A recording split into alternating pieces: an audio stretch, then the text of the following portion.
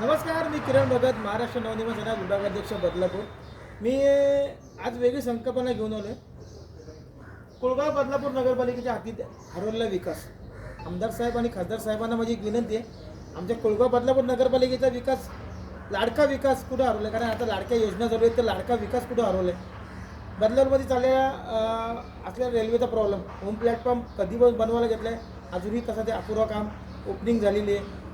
आणि त्याच्यात लाद्यासुद्धा निघाल्या आहेत होम प्लॅटफॉर्मच्या वरती, छत नाही आहे. त्यानंतर आम्हाला बदलापूरला 12 महिने वाढणारी उल्हास नदी असताना बदलापूरच्या घशाला कोरड का?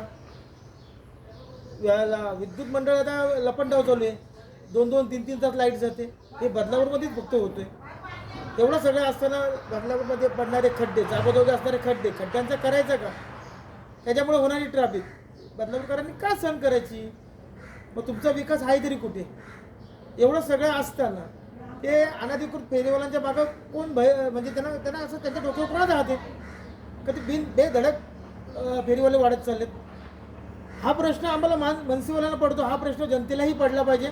आणि जनतेला हा प्रश्न पडलाच पाहिजे का आमचा लाडका हरवलेला विकास आमदार साहेबांनी आणि खासदार साहेबांनी आणून द्यावा. जय हिंद, जय महाराष्ट्र.